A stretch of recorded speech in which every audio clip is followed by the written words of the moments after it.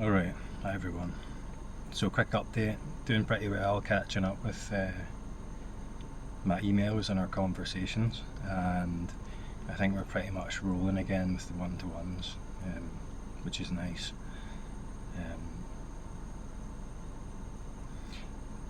But in this video I wanted to talk about something that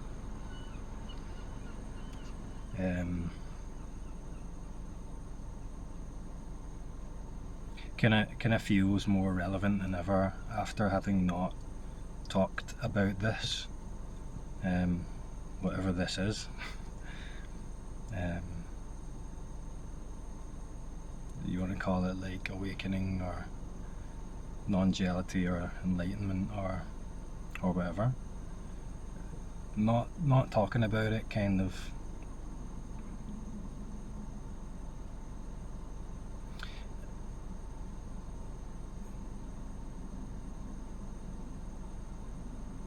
brought forth with it, or opened up to the simplicity of this that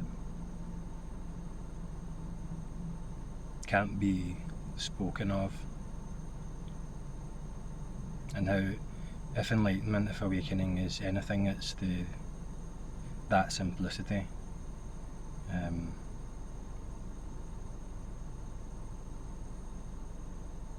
That inherent nature that's already here, always is here, now, never in the past, never in the future. And how there's, I've talked about this a number of times, and you know, I usually hear myself saying something like, I can't describe this, but, and then go on to describe it, and it's one of those things, it's like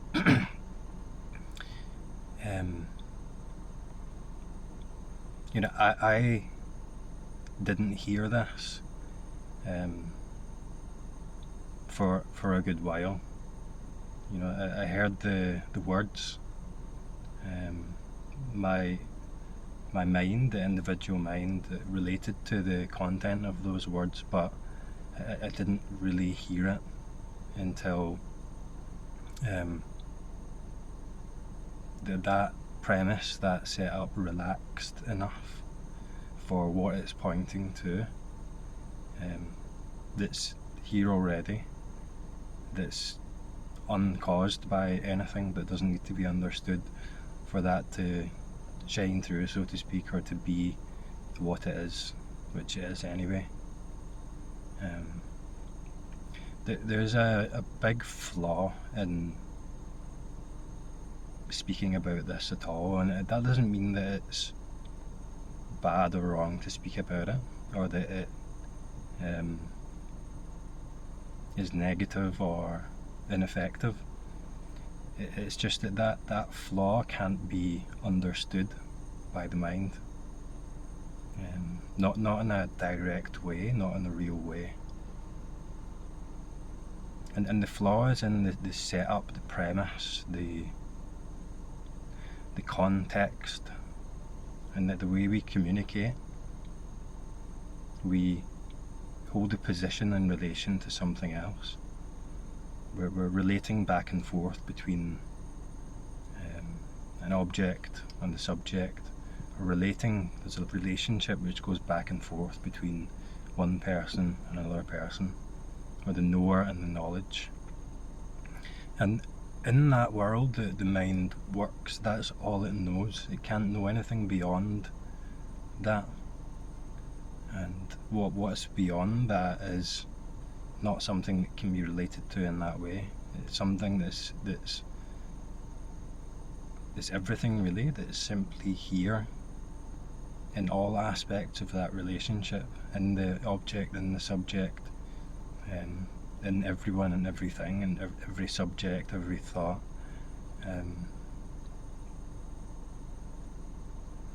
And it's kind of like that trying to get it, that relating to it, happens just through conditions, through habit.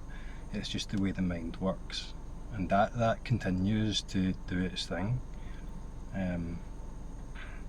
to exist within its own world, and its world is language and meaning and symbols,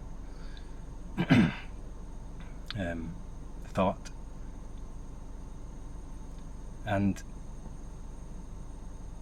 throughout all of that, what's being pointed to here is simply what it is, which is all of it.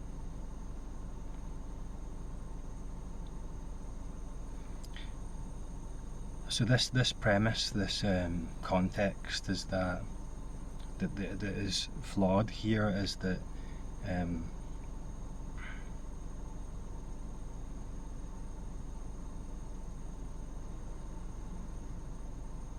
that there is such a thing as non-duality, there is such a thing as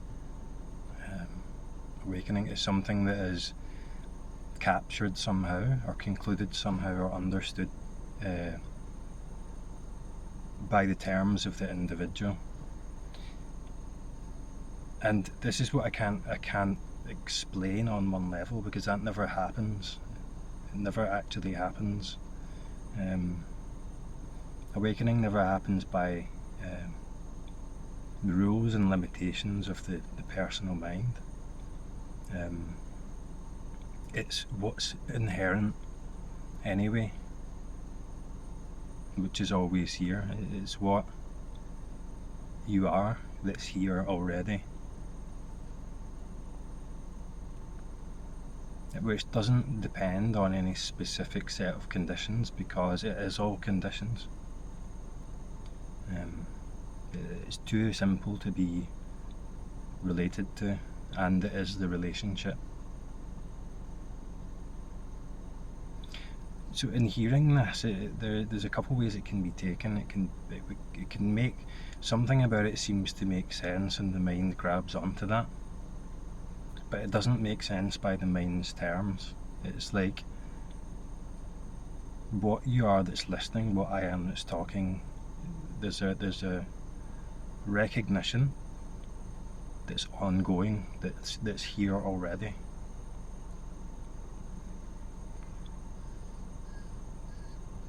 So reality hears itself, it sees itself directly without the need for that relationship between two things, between the speaker and the listener, between two people, between the subject and the object, the knower and the known. It is already, it's inherent.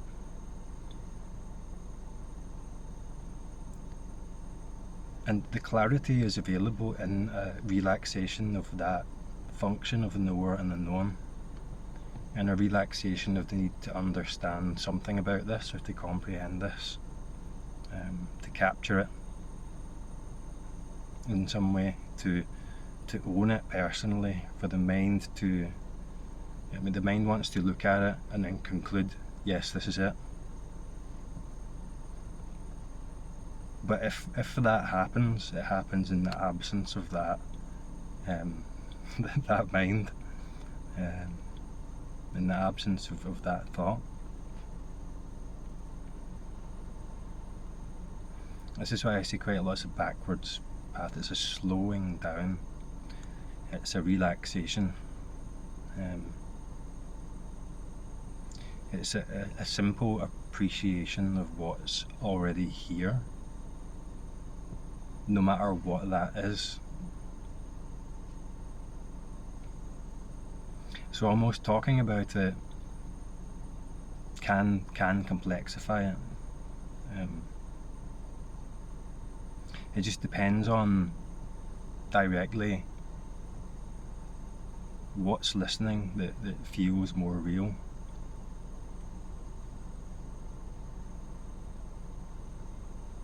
Does the one who's listening feel real? Does it feel like it doesn't have this and it needs to comprehend or understand?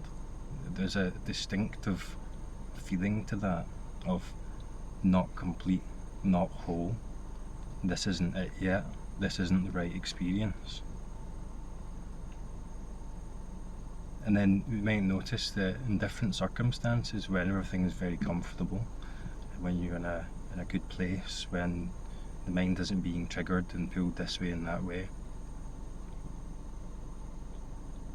there's a simplicity that opens up, and the simplicity is an appreciation of what it is that you are, that's here already. It's uncaused. It doesn't need to be understood or attained or labelled, because it's already whole, it's already complete.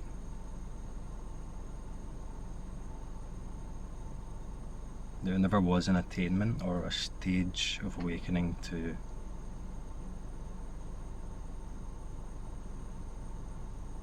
move into or to recognize as the way this is for me.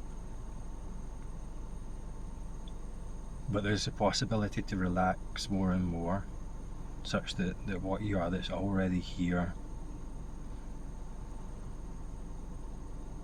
is allowed to be what it is without that complication, such that there is no need for a relationship to exist, for this to be what it is. As in, it's beyond understanding, it's before understanding.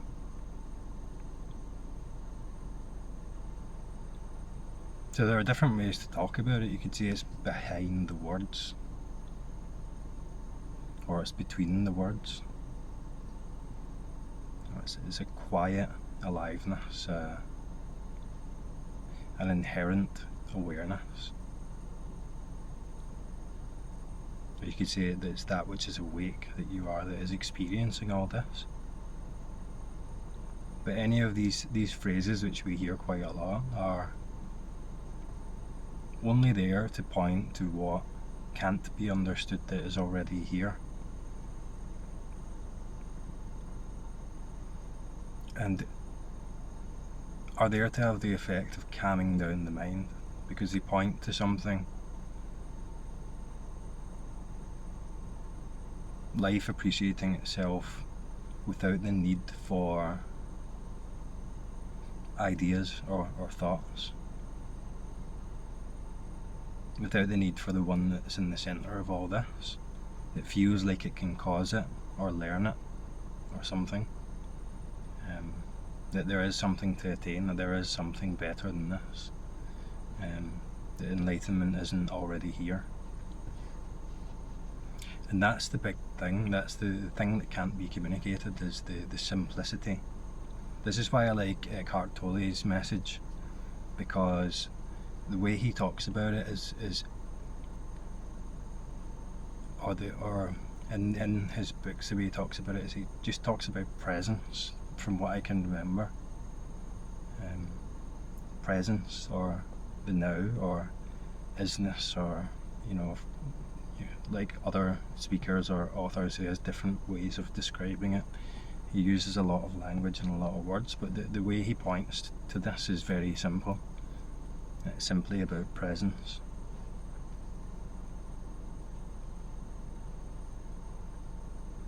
And it's like part of us knows what presence is. It is presence. It knows itself, but it doesn't need to relate to itself to confirm that. Presence is its nature, or awareness is its nature. But then there's this movement that's in thought that's kind of plastered over the top of that can't understand that, because it lives in a different world. It's one step forward into complexity, or one step back into the position of a subject. Within that world, the only way it can operate is by relating to an object.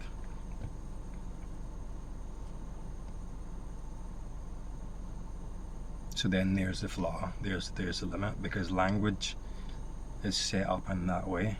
That's what language is, to relate to or relay information between two separate things.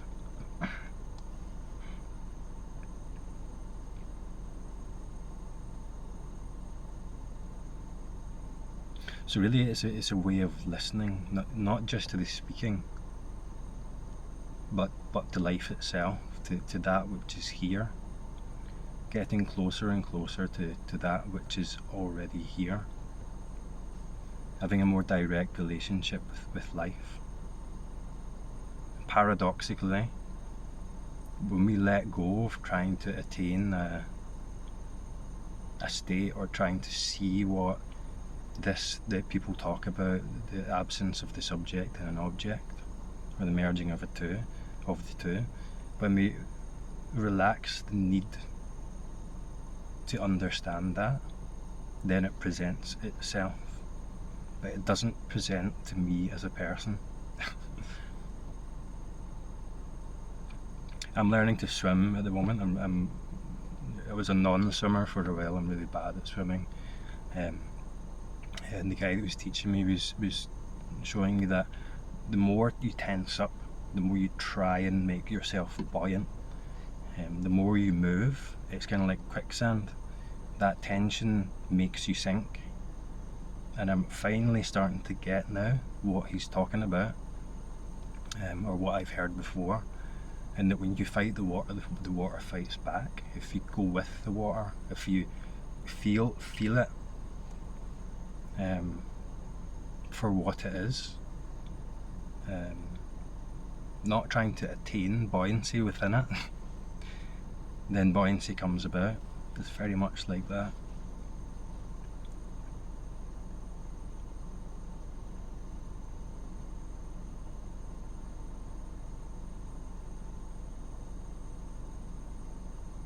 So then there's this urgency. It's like, where do I put my attention? What do I do? Where do I look? There's this anxious, kind of restless urgency that comes with this need to attain enlightenment, or this need to understand non-duality by the terms of the individual. That needs to calm down in order for the clarity that is and was always here to reveal itself for what it is inherently, which can't be named. So it's like, where do I put my attention? It feels like attention's darting about. It feels like thoughts might start racing, and then we have an aversion to the presence of thoughts. It's like, I shouldn't have thoughts. Or when we're looking into the world, we're like, I need to look for the absence of the subject and the object. I need to find that, and then this is going to change. All of that needs to calm down for what's being spoken of to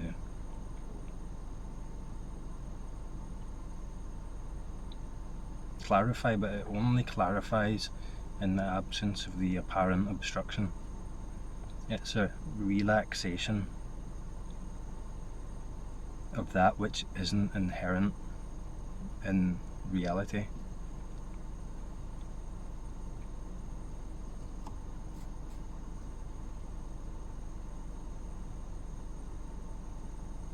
So it's kind of like the whole body, the nervous system relaxes. Everything slows down, as well as the mind and the thought. And when the forms of thought aren't the most obvious aspect of experience, then again, another thing I say a lot, what it's made of, that's already here, what it is at its essence, is clearly already here. Could clearly never be attained and never had to be, and that's the best news possible. That's where we hear people have crazy awakening experiences say it was a massive relief, because there's nothing to get in that way. What's got is already here. The deal is done. The pressure is off.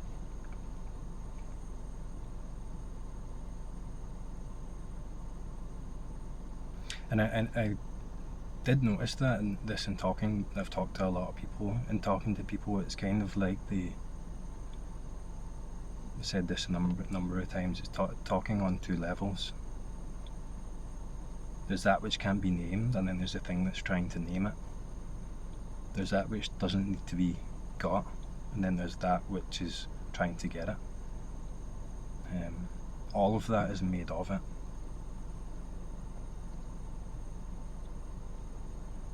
So I'm not trying to reify a substance called awareness or presence. It's, that's again by the terms of the mind. The mind wants to name it, the mind wants to know it. It's that which is simply here when the mind relaxes enough.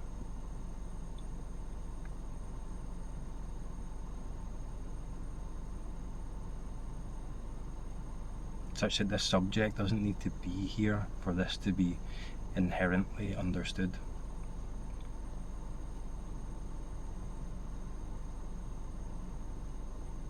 So in one way, talking can complicate it. It can tarnish the simplicity of this. It can complexify the message and such that it becomes more complicated, that it gives more to look for from that assumption, from that unreal point of view. But that depends if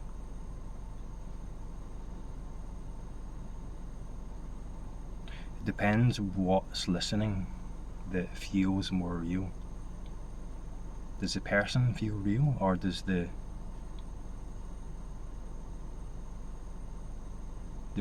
meaning in the language feel real, like what I'm talking about objectively?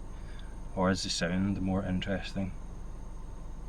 Is the knowing behind the objects of the known more interesting, more obvious in experience?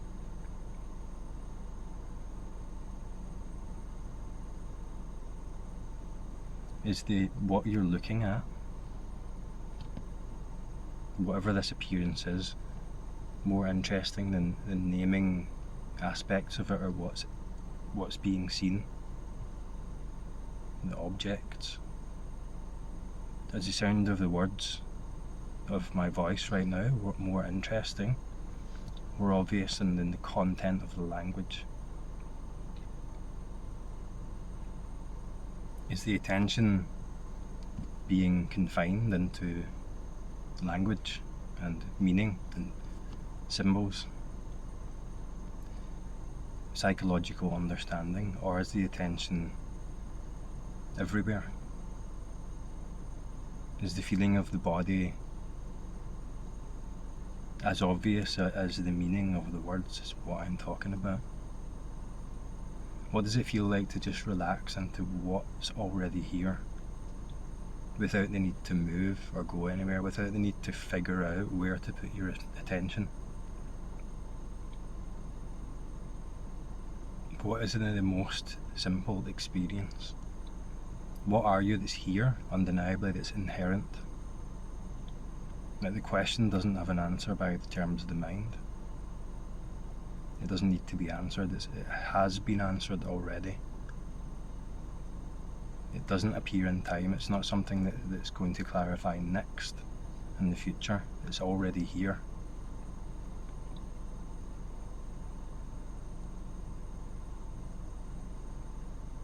What are you without a future? What are you without a past? What are you without understanding?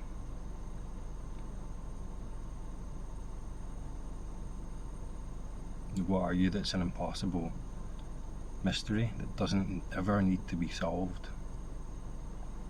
Because the point is the mysteriousness.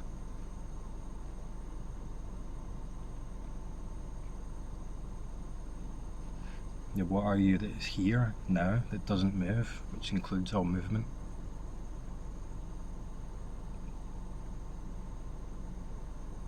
So these ways of speaking are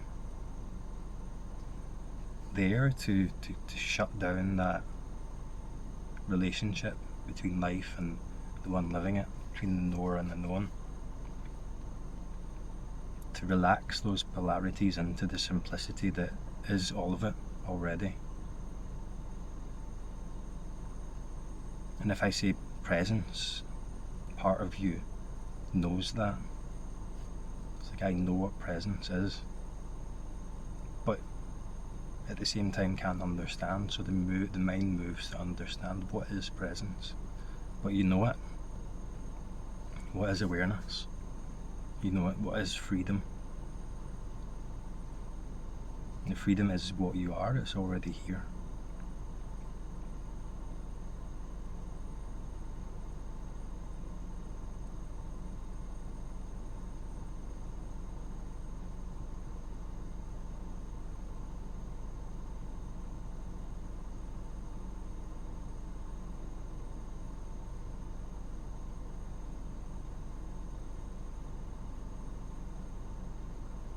What is too simple to understand?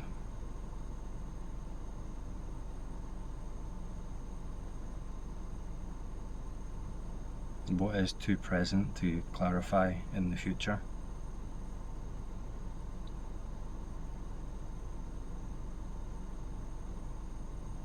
What is this life that is too mysterious to be captured by the mind? What is this that doesn't need to be and can't be named?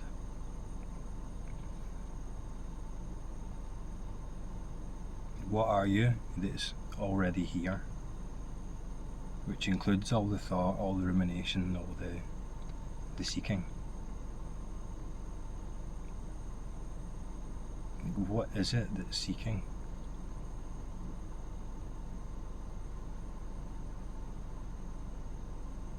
Because it's here already.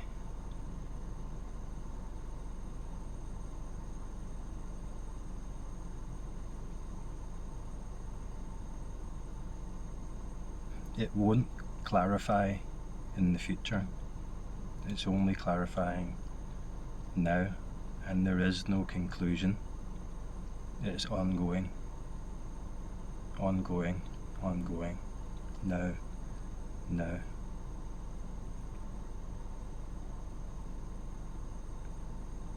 So in your experience, are you feeling this back and forth, this relationship?